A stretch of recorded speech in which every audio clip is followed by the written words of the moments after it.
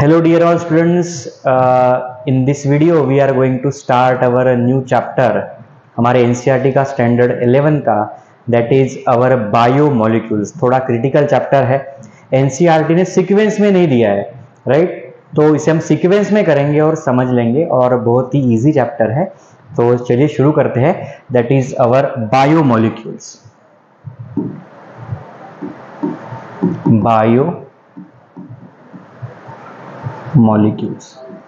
अगर ये बायोमोलिक्यूल्स हमारा जो वर्ड है इसे हम करते हैं स्प्लिट, राइट? तो हमें क्या मिलेगा? एक मिलेगा हमें bio, that is nothing but life, और दूसरा है मॉलिक्यूल्स, राइट? मॉलिक्यूल्स क्या होते हैं? These are group of two और more atoms linked with each other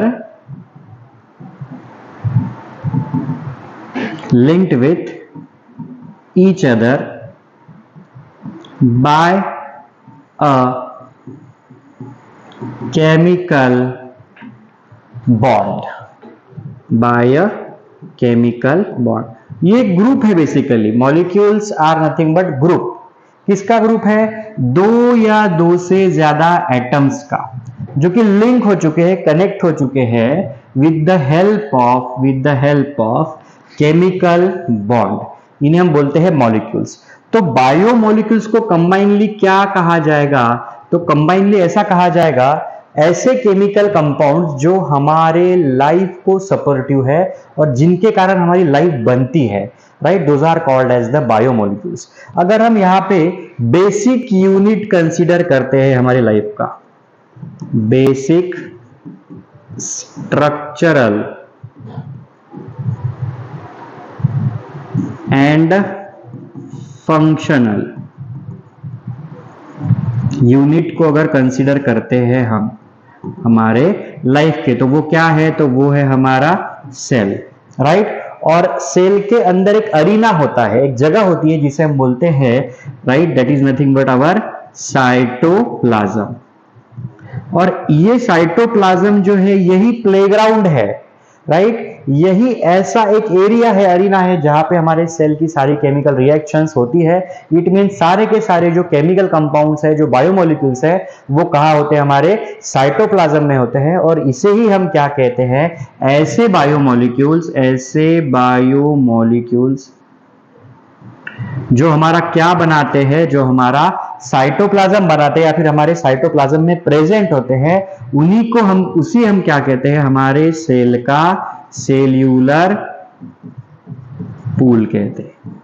हमारे सेल का सेल्यूलर पूल। तो सेल्यूलर पूल में बेसिकली क्या है? केमिकल कंपाउंड्स है, जिसे हम बायोमोलिक्यूल्स बोलते हैं, और जो कहां प्रेजेंट है? साइटोप्लाज्म में, और जिससे क्या बनता है? हमारा सेल, और उसकी जो सारी रिएक्शंस है, मेटाबॉलिज्म हो, कैटाबॉलिज्म हो, एनाबॉलिज्म हो, एम्फीबॉलिज्म हो, ये सारे रिएक्शन जो है ये इन्हीं मॉलिक्यूल्स के कारण जो है कैरी आउट होती है, राइट? तो ये हो गया हमारा थोड़ा सा इंट्रोडक्टरी अबाउट द बायोमोलिक्यूल्स। ऐसे केमिकल कंपाउंड जो हमारे लाइफ को बनाते हैं, लाइफ सपोर्टिव है, राइट? अब देखो हमारे जो एनसीईआरटी का बुक है उसमें क्या बोला गया है? उसमें बोला गया है, there is wide diversity of living organisms on earth, या फिर हम बोलेंगे बायोस्फीयर। हमारे बायोस्फीयर पे या फिर अर्थ पे अलग अलग टाइप के क्या प्रेजेंट है? लिविंग ऑर्गेनिज्म प्रेजेंट है, राइट? अब क्वेश्चन ये है हमारा कि ये जो सारे लिविंग ऑर्गेनिजम्स है, ये सारे के सारे एक ही टाइप के या फिर सेम केमिकल से बने होते हैं क्या? हमारे जो लिविंग ऑर्गेनिजम्स है ये सारे के सारे एक टाइप के केमिकल से बने होते हैं क्या? ये है सबसे इंपॉर्टेंट क्वेश्चन, राइट? अगर हमने लिविंग ऑर्गेनिज्म को लिया, फॉर एग्जांपल एक लिविंग प्लांट टिश्यू लिया, या फिर हमने एनिमल टिश्यू लिया, या फिर हमने लिया माइक्रोबियल पेस्ट, और इस पे हमने परफॉर्म किया एलिमेंटल एनालिसिस।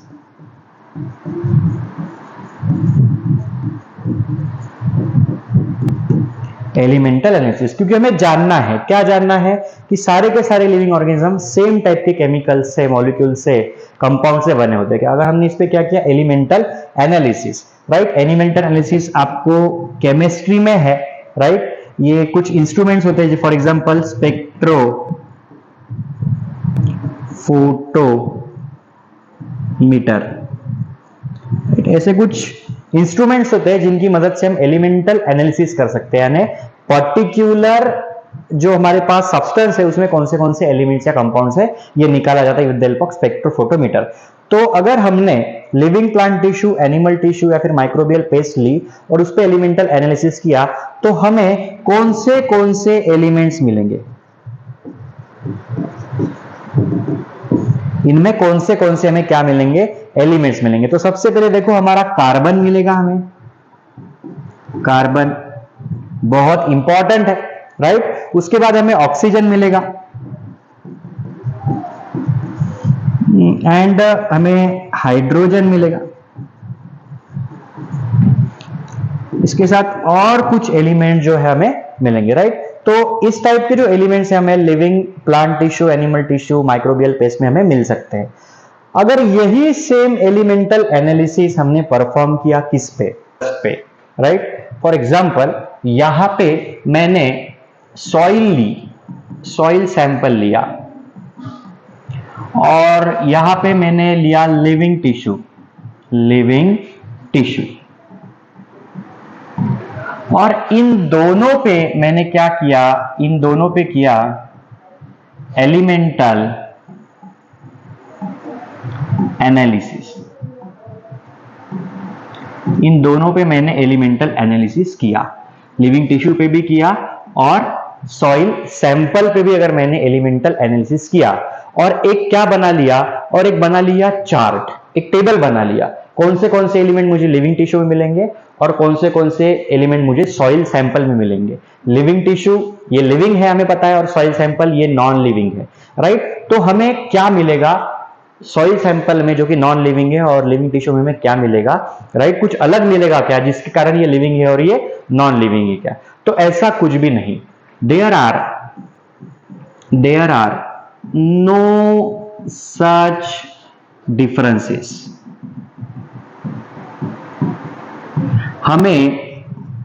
अगर हमने सॉइल सैंपल और लिविंग टिश्यू का एनालिसिस किया तो हमें दोनों के एलिमेंट्स में कुछ भी डिफरेंस नहीं मिलेगा, राइट। तो फिर ऐसा क्या है जो लिविंग टिश्यू को लिविंग बना रहा है, राइट, या फिर इस अर्थ पे लिविंग और नॉन लिविंग के बीच में क्या कर रहा है, डिफरेंशिएट कर रहा है, राइट। तो अगर हमने क्लोजर एग्जामिनेशन किया,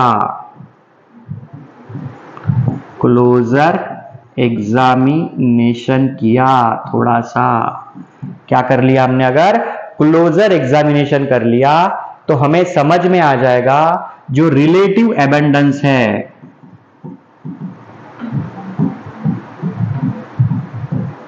एलिमेंट का रिलेटिव एबंडेंस, इन दोनों का एनालिसिस करने के बाद इन दोनों में अगर हमने कोरिलेशन किया, कौन से एलिमेंट यहां है, कौन से एलिमेंट यहां है, तो हमें रिलेटिव एबंडेंस मिलेगा दो एलिमेंट्स का, कार्बन और हाइड्रोजन, कार्बन एंड हाइड्रोजन। इस कार्बन और हाइड्रोजन ये दो एलिमेंट रिलेटिव ज्यादा मात्रा में एबंडेंस में होंगे। कहां एबंडेंस में होंगे? हमारे लिविंग टिश्यू में ये एबंडेंस होंगे, राइट। और हमारे सॉइल सैंपल में या फिर नॉन लिविंग मटेरियल में कार्बन और हाइड्रोजन का कॉन्सेंट्रेशन कम होगा तुलना में, रिलेशन में, किसके? लिविंग टिश्यू के। फॉर एग्जांपल यहां पे देखो कार्बन का कॉन्सेंट्रेशन है right, 0.03 in that of earth crust, या फिर हम बोल सकते हैं नॉन लिविंग सब्सटेंस, और वही लिविंग में है 18.5, और यहाँ पे ऑक्सीजन जो है it goes 46.6 in earth crust, while in human body it goes up to 65.5। तो लिविंग टिश्यू के अंदर या फिर लिविंग सिस्टम में कुछ ऐसे एलिमेंट्स है जिनका कॉन्सेंट्रेशन ज्यादा होता है और कुछ ऐसे एलिमेंट्स है जिनका कॉन्सेंट्रेशन कम होता है, राइट। तो this is all about the introductory part of our this chapter, right. Tomorrow in next video we are going to see about how to analyze the chemical composition of living tissue.